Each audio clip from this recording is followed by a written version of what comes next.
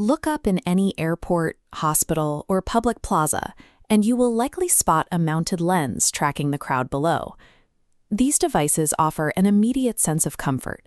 We assume that because a space is being recorded, we are being protected. But that assumption overlooks a basic reality of the hardware. A camera is entirely passive. It is simply a collection of lenses, wires, and sensors that can only transmit light and shadow. No matter how many millions of dollars a city or corporation spends on a surveillance network, the infrastructure itself cannot process criminal intent. The camera cannot recognize an active safety hazard, and it certainly cannot pick up a phone to call an ambulance. To make that inert technology functional, the system requires a human processing unit. This is the CCTV operator. Maintaining physical security requires a specialized professional who can interpret digital video streams and apply them to real-world safety procedures. Step inside a central control room, and the scale of data becomes overwhelming. The primary challenge is managing a heavy cognitive load, processing a continuous flood of visual information while often working independently for long stretches of time. To succeed here, an operator must possess an extreme attention to detail. They have to scan across dozens of monitors simultaneously, searching for the slightest anomaly or suspicious behavior that an untrained eye would easily miss.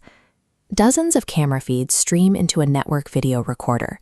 This central hub aggregates raw footage into live monitor feeds and a searchable archive. When spotting potential issues, operators pan, tilt, and zoom the camera lens, actively investigating suspicious activity in real time, miles away.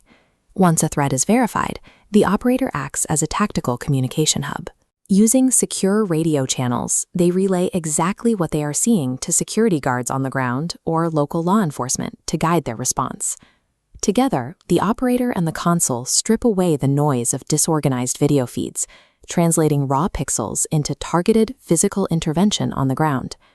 Operators also function as facility controllers, taking responsibility for the security of restricted, high-risk zones where unauthorized entry poses a significant safety risk. Video systems integrate with auxiliary networks. Operators continuously monitor electronic access control, tracking fire alarms and intrusion sensors. During emergencies, they act as tactical commanders, using these systems to lock down access points, guide first responders, and direct evacuations away from hazards. On a day-to-day basis, they handle crucial health and safety protocols. This includes keeping a close eye on isolated night crews, cleaning staff, and contractors to ensure workplace safety compliance in empty buildings.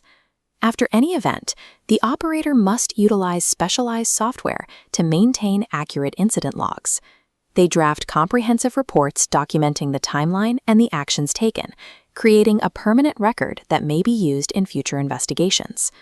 The operator functions as the central nervous system of a modern building. They elevate passive observation into a documented, active, and life-saving safety protocol. Because of their reach, these control rooms record the movements and daily routines of thousands of individuals. This creates a vast repository of sensitive personal information that requires constant protection. To prevent the misuse of this information, operators in Canada must comply with PIPEDA, the Personal Information Protection and Electronic Documents Act. This federal privacy law governs exactly how surveillance data must be handled, stored, and restricted. The job carries heavy ethical weight. Operators are legally bound to protect the confidentiality of the footage they process, ensuring that sensitive data is never shared with unauthorized personnel or the public. Because of these high stakes, Canada enforces mandatory barriers to entry. Before sitting at a console, individuals typically need a provincial license, such as Ontario's Security Guard license issued under the PSISA or British Columbia's Security Worker license. Obtaining these credentials requires passing a thorough criminal background check and completing an approved provincial security training course. While entry-level pay commonly ranges between 16 and 22 Canadian dollars an hour, the legal stakes of the role are severe. Operators are frequently called to testify in court, where their accurate logs and securely maintained video evidence can determine the outcome of legal proceedings. A modern surveillance network depends on the integrity, rigorous training, and legal accountability of the operator.